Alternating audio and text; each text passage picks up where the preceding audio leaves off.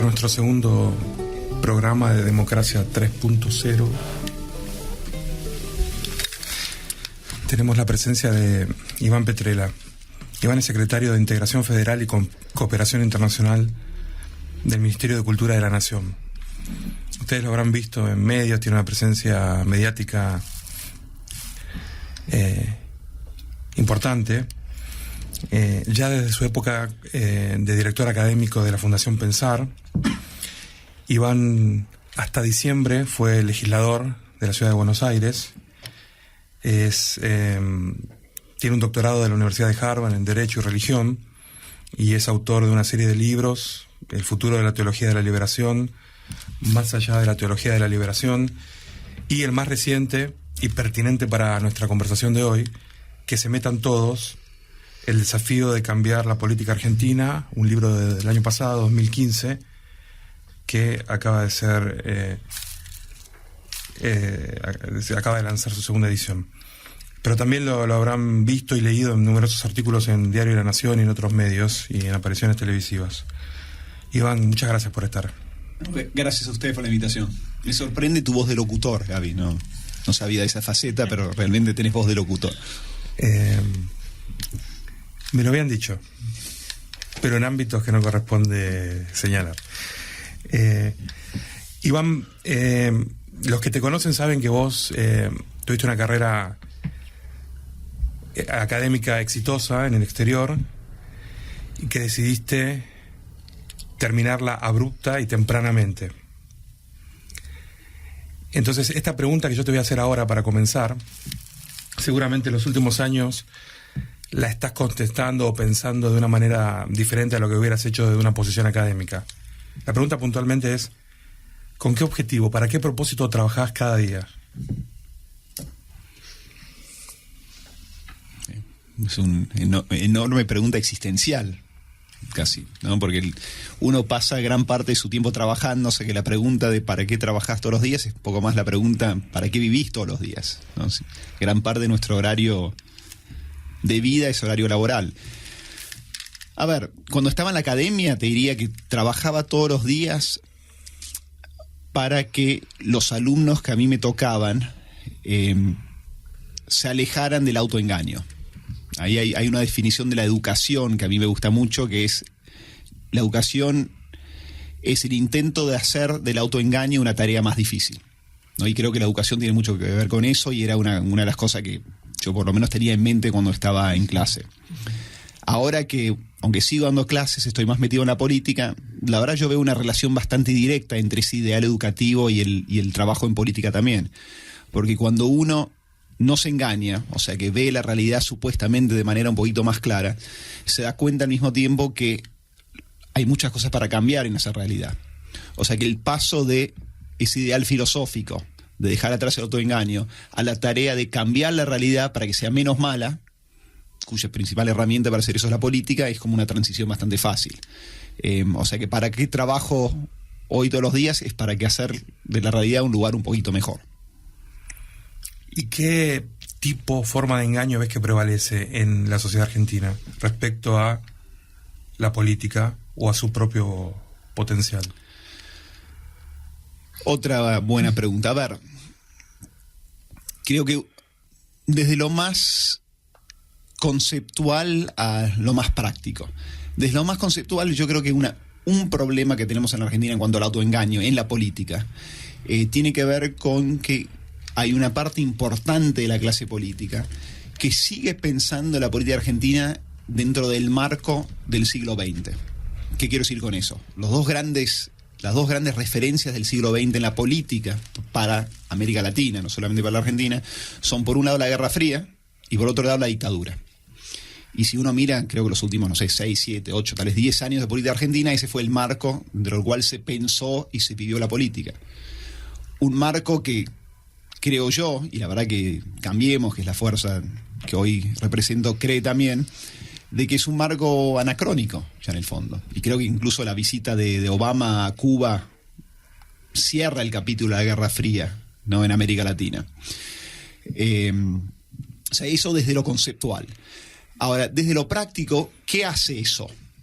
¿no? Por lo menos creo que es un ingrediente en lo que voy a decir ahora, es que hay muchos debates que en la Argentina no se pueden dar porque nos engañamos desde lo político. Doy un ejemplo. Nos gustaría tener docentes como en Finlandia. Uno habla de la importancia de la docencia, cuán importante es tener maestros capacitados, etcétera, etcétera, ¿no? Y la verdad que obviamente a todos nos parece bárbaro eso. Ahora, si vos ponés sobre la mesa la idea de que un maestro de matemática en tercer grado de cualquier escuela tiene, como en Finlandia, tener que recibirse de matemático con los matemáticos en la universidad y después hacer un posgrado en pedagogía de 2 años, y en ese proceso solamente entra a hacer la maestría si se recibió en el 10% más capaz de entre los matemáticos, y después llega a enseñar en tercer grado en un colegio porque se recibió de esa maestría entre el 20% más capacitado. Bueno, te tiran con una chancleta por lo menos. Pero no es solamente que te tiran con una chancleta, es que solamente tirar la idea te deja en offside en lo que es el debate político. Y eso hace que uno aspire a cosas en la retórica, pero nunca llegas a las discusiones donde lo podés realmente concretar en la práctica. Y me parece que eso es un ejemplo concreto de cómo nos engañamos políticamente, porque queremos cosas como en otros países, pero nos negamos a discutir las cosas como se discuten en otros países. Tu idea sería que se discute posicionamiento político, pero no se discuten políticas públicas. Eso sería. Por ejemplo, y no se discute la consecuencia del posicionamiento político. Porque el posicionamiento político tiende a ser muy abstracto. Yo estoy a favor de esto. Y cuando hablamos a favor de esto de manera muy abstracta, es más fácil estar de acuerdo. Cuando lo bajás a tierra, de repente hay toda una serie de cosas que no podés discutir. Entonces te quedás en lo abstracto y no avanzás, ¿no? Como sociedad. Y al final termina siendo muy difícil cambiar las cosas si no llegás a lo que es la realidad terrenal de la política pública práctica. ¿Pasa algo similar con la democracia en general como marco de todas estas aspiraciones? Bueno, sí, a ver, estamos todos a favor de la democracia, obviamente en términos abstractos, pero de nuevo, la democracia, bueno, parlamentario presidencialista, democracia solamente dentro de lo político o también en lo económico, qué valor le das a plebiscitos y a la participación directa de la gente. Hay toda una serie de preguntas que uno tiene y respuestas que uno tiene que dar para realmente ver si cuando vos, Gaby, y yo hablamos de democracia estamos pensando en lo mismo, ¿no? En términos generales obviamente pensamos en lo mismo, pero ¿qué quiere decir eso en la práctica y más concretamente? Sí, es como fue tan fuerte la imagen de la dictadura, el pasado, la huella que dejó, que cualquier crítica que se haga al sistema democrático puede llevar a un desprestigio de esa opinión misma, por más que la crítica sea constructiva, ¿no? Falta esa transformación, esa vocación de mejora de la democracia, ¿no? Sí, y a ver, en el fondo muchas de las preguntas que están haciendo tienen que ver con uno de los grandes debates que se da en la teoría política y que lo dieron los grandes fundadores de la sociología y la teoría política, Marx, Weber, Durkheim, etc. La relación entre ideales e instituciones. Democracia, ideal.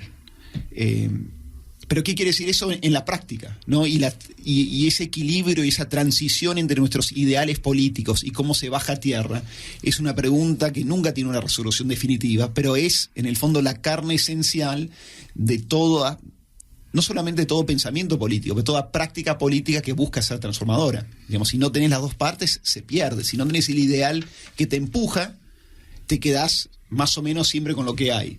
Pero si no tenés, de nuevo, los pasos que te llevan a ser más concretos, a realizar ese ideal, te quedás también en la retórica. Iván Petrella, secretario de Integración Federal y Cooperación Internacional del Ministerio de Cultura. En tu libro, Iván, citás a John Dewey, que dijo que la democracia cayó en los lugares donde la naturaleza de esa democracia era exclusivamente política. A menos que los hábitos democráticos del pensamiento y la acción se hagan parte de la fibra de un pueblo, la democracia es inestable. No puede sostenerse en forma aislada. ¿Qué escuela institucional podemos crear y utilizar para que se empiece a ser parte de la fibra de la sociedad? el pensamiento y la acción democrática? Mira, es una gran pregunta y acá yo lo que quiero de ustedes son respuestas, porque yo ahora, como bien decían, soy funcionario dentro del Ministerio de Cultura de la Nación, ¿no? Secretario de Integración Federal y Cooperación Internacional, y una de las cosas que me interesa a mí y una de las cosas que nos interesa a nosotros dentro del Ministerio es esta idea de Dewey, que vos mencionabas ahí, que es la idea de la cultura democrática, ¿no? Que la democracia no son solamente las instituciones políticas, sino una manera de relacionarte con el otro. Y realmente Dewey tiene mucha razón cuando dice que las instituciones son solamente tan fuertes como esa cultura que las sostiene. Y yo me atrevo a decir que la cultura democrática hay que pensarla no solamente como convivencia en diferencia, ¿no? Creo que la democracia esencialmente es un componente de convivencia en diferencia, pero que eso ya nos queda chicos, porque convivencia tiene una connotación de como distancia y cerrojo ante las ideas de otros, ¿no? Convivo con vos, pero te tengo ahí. Creo que hay que entender desde lo conceptual la cultura democrática como aprendizaje en diferencia, ¿no? Abrirte a las ideas de quien piensa y vive distinto. Y creo que la democracia es pobre si uno no puede aprender de quien vive y piensa distinto. Ahora, y acá un poco se lo dejo a ustedes como pregunta y me pueden contestar más adelante, me pueden mandar un mail, incluso oyentes me pueden mandar un mail sobre esto también que me interesa mucho, ipetrela@yahoo.com. Pero ¿qué políticas públicas prácticas en lo concreto trabajan la cultura democrática? ¿Qué podemos hacer desde el Estado? No como una visión hegemónica donde bajás algo, obviamente, porque sería lo contrario al espíritu democrático. Pero ¿qué podemos hacer del Estado para infundir, para hacer crecer esta idea que la democracia tiene un componente esencial de nuestra práctica cotidiana y de relacionamiento con el otro? ¿Cómo se lleva eso a la práctica? A mí no me queda tan claro todavía. Iván, ¿sabes que imaginamos este espacio como un espacio de indagación colectiva, una búsqueda? Y la verdad que sí, nos preparamos básicamente para preguntar, no con la esperanza de que de 1, de 5, de 10 invitados pudiéramos conseguir la respuesta que necesitamos como individuos y como país, pero sí porque me parece que estamos transitando el tipo de búsqueda que vos también lo estás haciendo desde tu actual posición. @democracia3_0 es nuestra cuenta de Twitter. También pueden colaborar y comentar con ideas. Vos hablás de un Estado apóstol. ¿Lo podés definir y pensar que es el tipo de Estado que necesitemos para que acompañe a la sociedad que soñamos? Sí, es uno de los capítulos del libro que mencionaban antes, que se metan todos, el desafío de cambiar la política argentina. Tiene dos elementos el Estado apóstol. Por un lado tiene el elemento de el Estado cercano a la gente. O sea, el Estado, en particular, cerca a la gente que menos tiene, ¿no? Para mí, cuando yo desarrollaba la idea, es la idea o una de las ideas básicas de la teología de la liberación, la opción preferencial por los pobres, y cómo te imaginas un Estado que responde a ese ideal, donde no es un ideal, es abstracto, ahí lo tenés que bajar a las políticas públicas concretas. Y como herramienta básica creo que es llevar a las personas que menos tienen lo mejor del Estado, desde lo educativo, desde el tema de la salud, desde la seguridad, desde la inversión en lo público, etcétera, etcétera. Apóstol tiene un origen griego, la palabra, tiene que ver con enviado. Entiendo yo que ese Estado sería un enviado de una sociedad. A ver, vos sos más profundo que yo. Cuando se me ocurrió el concepto de Estado apóstol, por un lado me gustó cómo sonaba, por otro lado me gustó la connotación religiosa de alguna manera, porque era un capítulo en el cual hablaba mucho de teología de la liberación. Me gustaba también mucho la idea de apóstol, tiene también un componente además de enviado de testigo, de alguna manera, ¿no? El Estado que está ahí, codo a codo, testigo de el trabajo, el sufrimiento, pero también los deseos y las alegrías del ciudadano más común. ¿Y el benefactor, el Estado benefactor, es caduco por...? No, a ver, el Estado, yo creo que en sociedades, en particular sociedades divididas como las nuestras, en lo socioeconómico, hay obviamente un factor fuerte de Estado benefactor.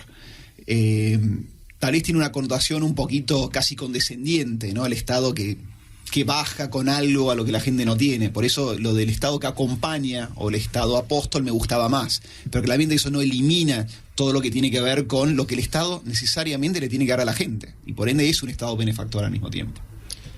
Pero no distante, porque el Estado benefactor también puede ser, no necesariamente, pero puede ser como distante y burocrático de alguna manera. Esta idea es un poco más de una cosa personalizada. Yo ahí te sigo en Twitter y te veo que estás recorriendo el país, ¿no? Estás bajando al territorio. Entonces, vos usabas la palabra bajar, el Estado que baja. ¿Cuál es tu experiencia? ¿Cuál es tu impresión? Es como que te manejaste mucho en el ámbito, en el exterior, después en la ciudad de Buenos Aires, y hoy estás conociendo al votante de todo el país, a la gente que depositó en ustedes tantas expectativas o esperanzas. ¿Qué es lo que te mueve de esas visitas que haces al interior profundo? Pues estás recorriendo todo el país prácticamente. Mira, este fin de semana estuve en Tucumán y La Rioja, y pasado mañana vuelo a Tucumán por el tema del Bicentenario. Pero este año estuve también en Catamarca, en Corrientes, la verdad que en muchos lugares.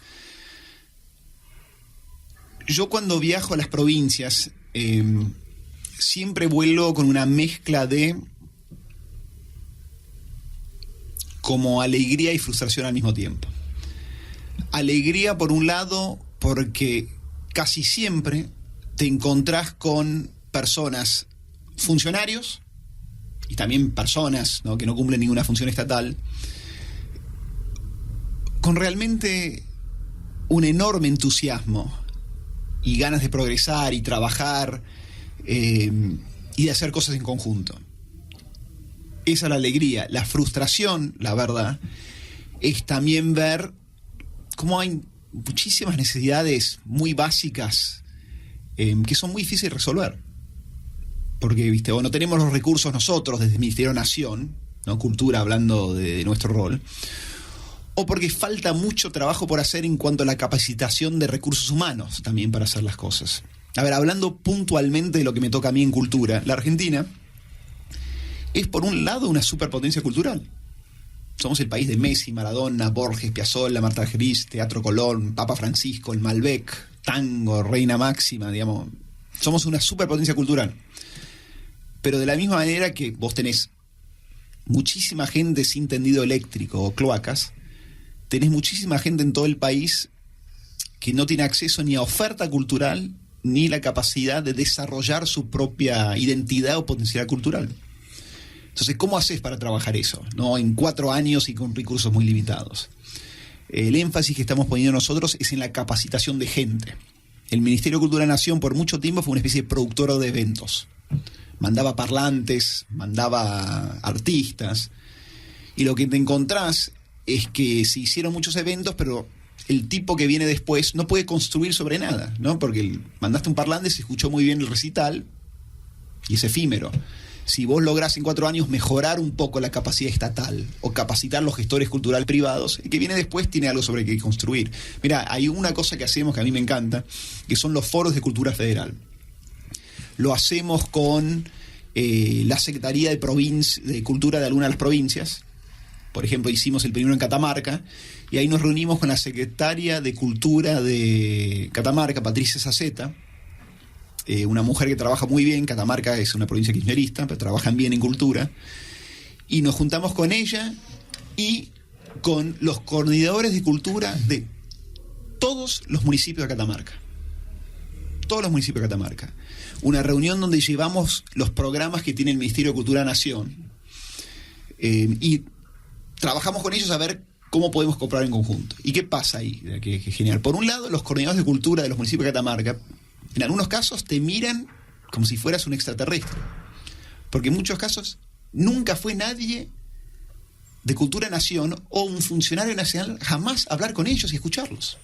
O sea, eso ya es una experiencia, desde mi punto de vista y para mí en lo personal, tremendamente enriquecedor. Yo me voy habiendo aprendido mucho.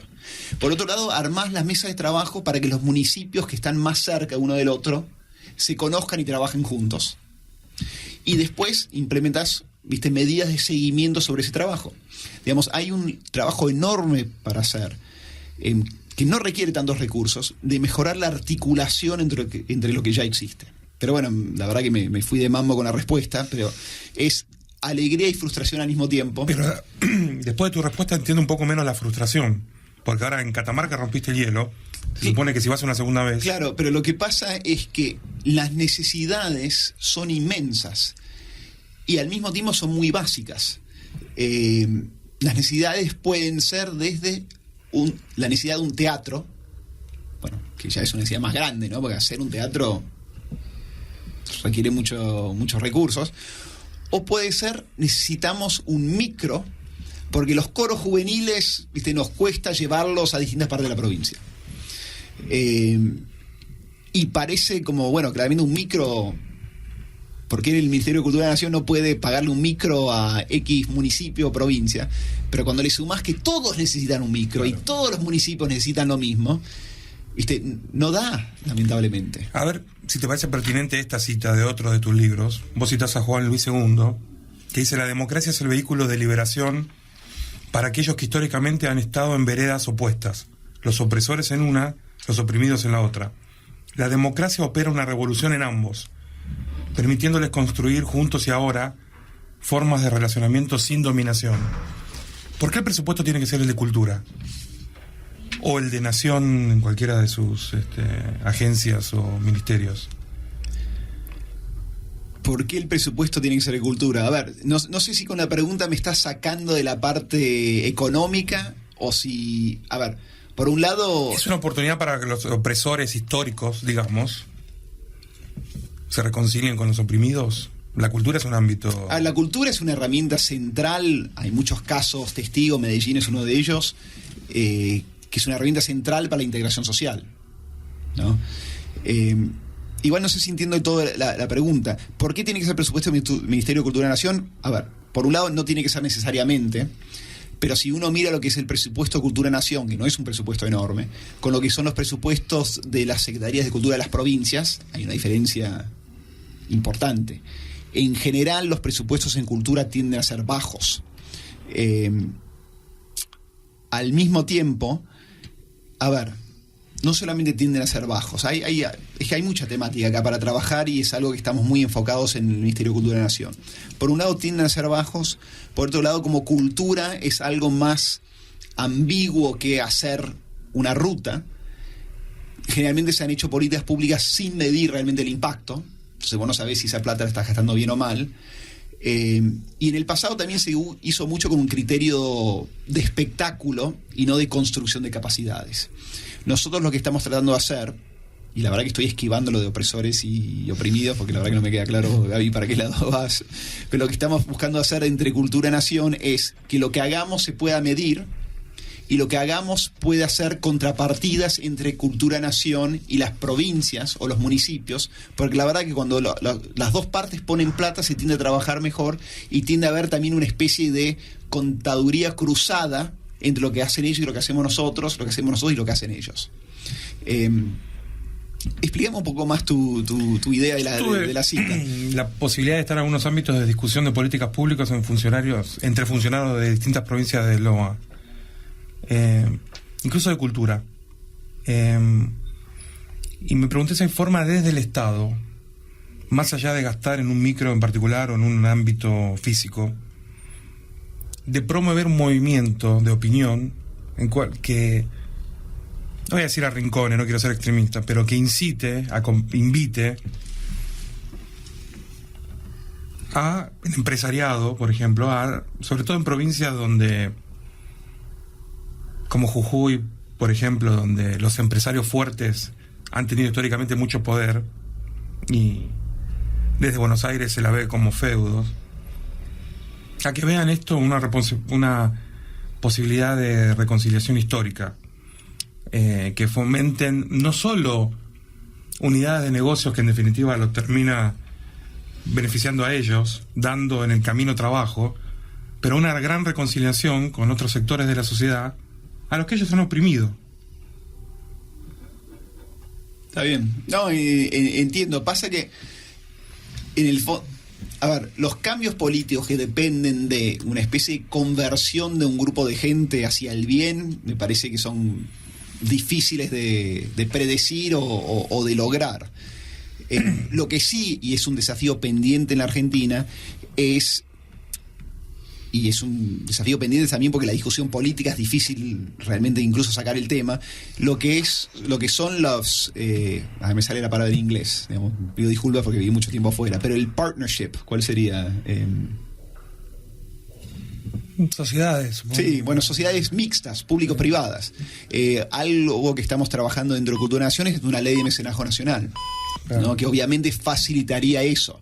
Y ahí creo que es un tema, volviendo al tema de la democracia y la parte institucional, digamos, la cultura es importante, la cultura democrática es importante, pero las instituciones también importan, ¿no? Los marcos, las reglas, las leyes tienen un componente educativo por un lado y también, viste, como guían conducta. Entonces una ley de mecenazgo nacional como ayudaría tal vez a lo que mencionas vos. Y claramente no alcanza con lo del Estado solamente. Y esta idea de solidaridad entre argentinos, que es parte creo de la idea de la cultura democrática, implica reconocer los lazos que tenemos, los lazos entre el empresariado y lo social, que en el fondo estamos todos en el mismo barco.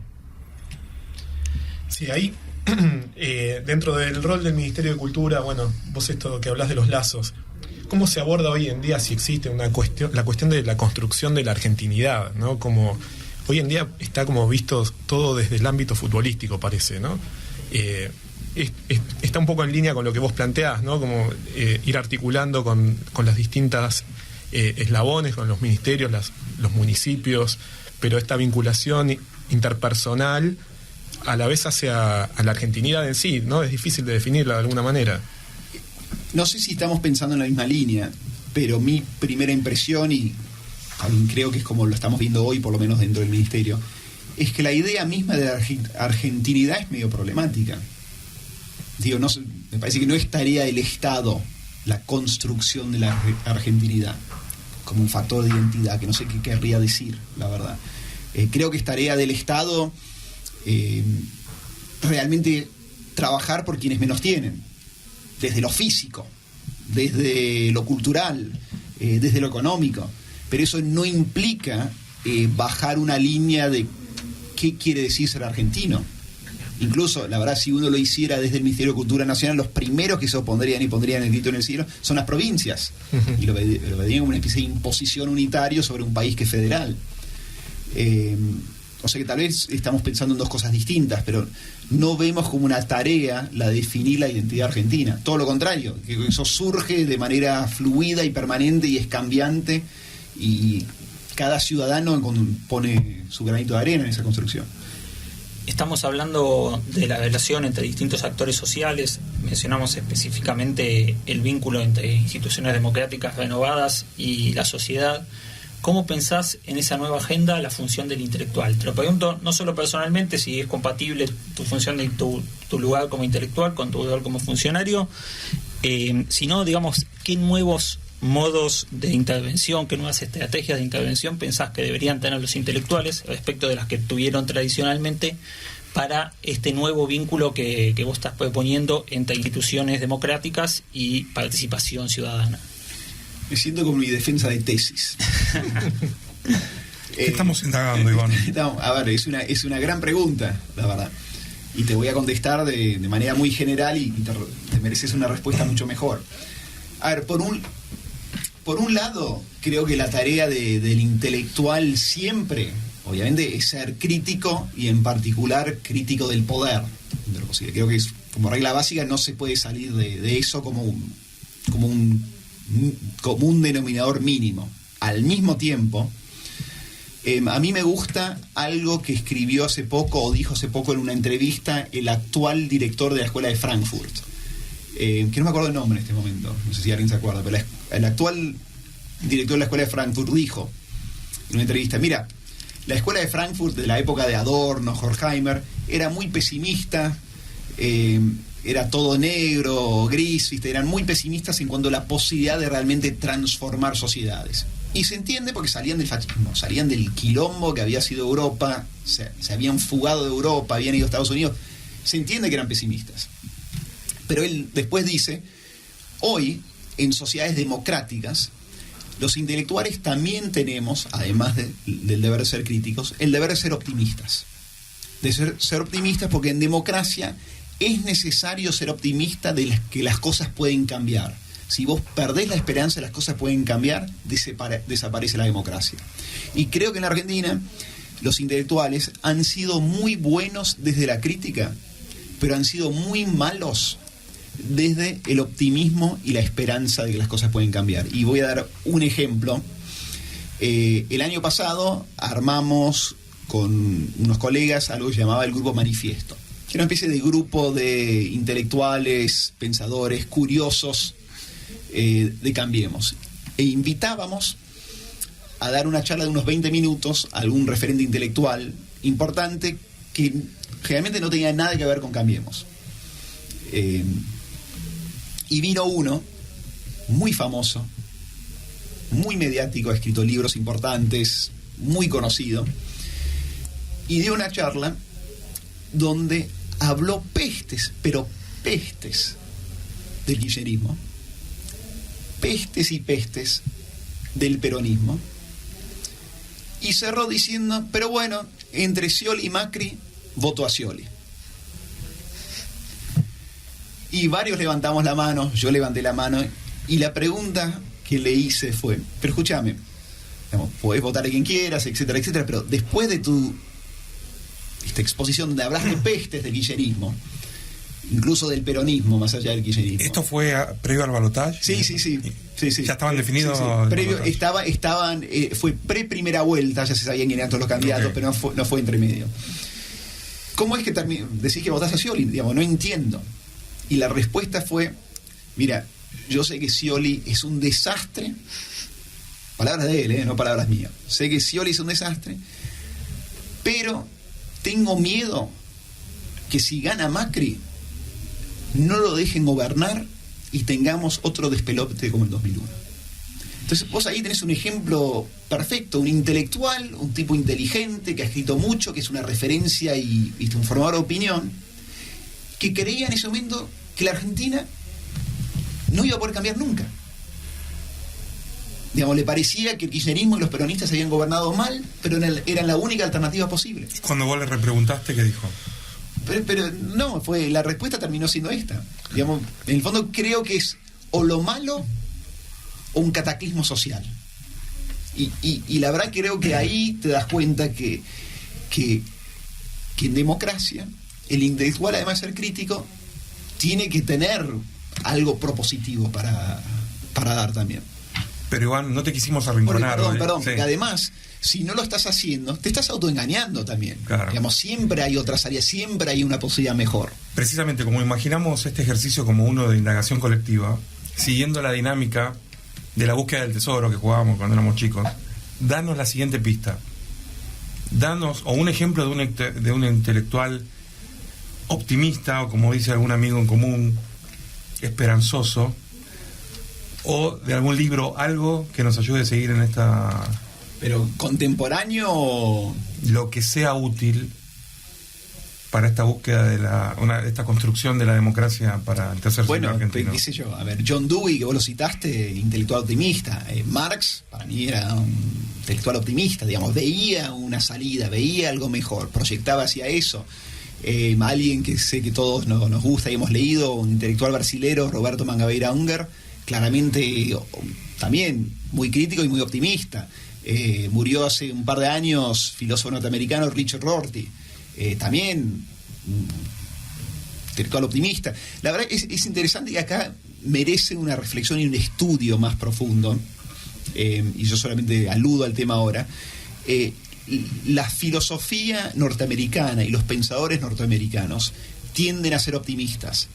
Y hay algo que nuestros presidentes generalmente, o yo no sé si los escuché alguna vez, pero vos te fijás, y obviamente es superficial esto también, y los americanos también tienen cierta ilusión inocente a veces, pero siempre piensan, y lo piensan realmente, no es un giro retórico, lo piensan siempre y lo dicen porque lo creen, siempre dicen, y lo mejor para Estados Unidos está por venir, ¿no? Es una frase tremendamente optimista. No sé cuándo alguna vez escuchamos en la Argentina, lo mejor está por venir. Siempre pensamos que el pasado nuestro fue brillante y estamos en decadencia. Y eso creo que nos nos impide progresar muchas veces. Creo que es otra pata del autoengaño. Prometemos repetirlo obsesivamente nosotros, Iván. Danos entonces tus referencias en las redes sociales, @. Mi Twitter es @ipetrela con doble L. Iván Petrella, secretario de Integración Federal y Cooperación Internacional, muchas gracias por estar aquí hoy con nosotros. Te consideramos un intelectual optimista. Esperamos en este trabajo en conjunto encontrar a otros. Muchas gracias.